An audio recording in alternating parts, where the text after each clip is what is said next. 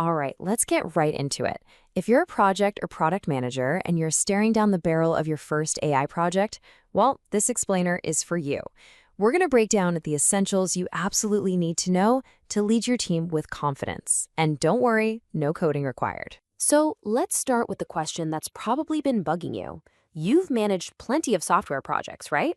But AI, it just feels different.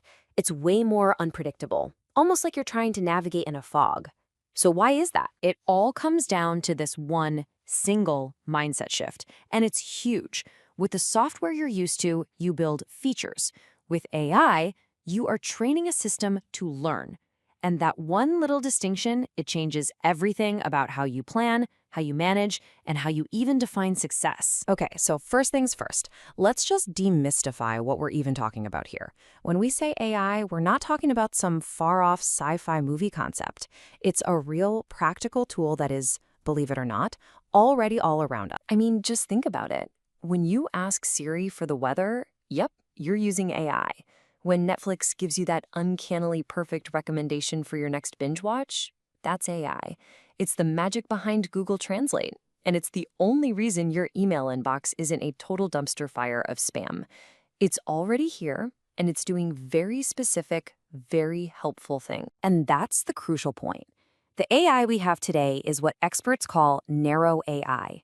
It means it's an expert, but only in one thing. The AI that can crush a grandmaster at chess has no idea how to recommend a movie. It's super specialized. So we're not dealing with all-knowing, sentient robots. Understanding this is key to setting realistic expectations for your team and your stakeholders. Okay, so you hear all these buzzwords, right? AI, machine learning, deep learning. How do they all fit together? Honestly, the best way I've found to think about this is with a simple analogy. A set of those Russian nesting dolls. So the biggest doll, the one on the outside, that's artificial intelligence, or AI. It's the whole big idea, the goal of making machines smart.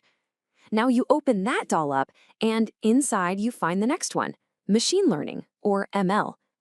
This is the main technique we use today, where systems learn from data instead of us programming every single rule.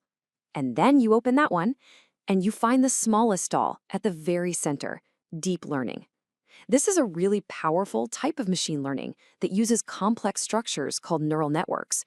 It's what makes things like speech recognition and image analysis possible. See?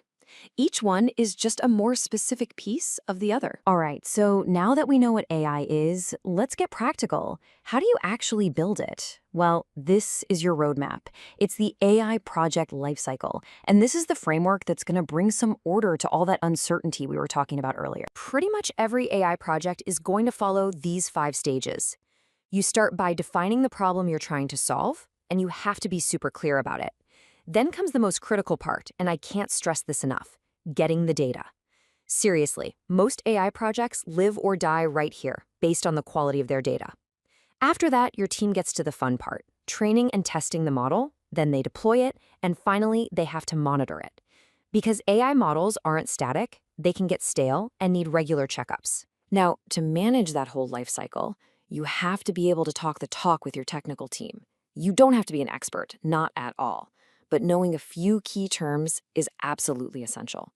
So think of this next part as your own personal jargon buster cheat sheet. Okay, quick fire round. The data set, that's the fuel for your project. No data, no AI. Simple as that. Bias, this is a huge, huge risk. If your data is unbalanced, say it only represents one group of people, your AI's decisions are going to be unfair. Overfitting, this is a classic trap. It's when the model gets an A+ on the test data, but then completely fails when it sees new, real-world stuff. And accuracy? That's how you measure performance. But here's the trick. You have to define what accurate enough actually means for your business. So, we've covered what AI is, we've covered how it's built. Let's put it all together. How does this actually change the way you, the project manager, do your job? What's your new playbook? This right here is the absolute core of it. In a traditional software project, success really hinges on the quality of the code, right? You've got defined features and pretty clear outcomes. But in an AI project, success hinges on the quality of your data. It's a world of high uncertainty, managed through lots and lots of iterative cycles. It's a fundamental shift from building something to training something. So how do you communicate in this new world?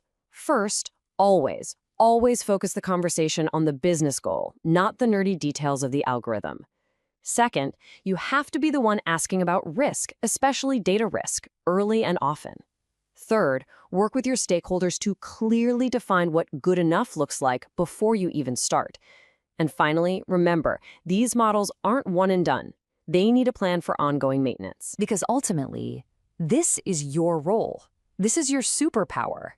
You are the essential bridge. Your job is to connect the incredible technical potential of your engineering team with the real-world goals of the business.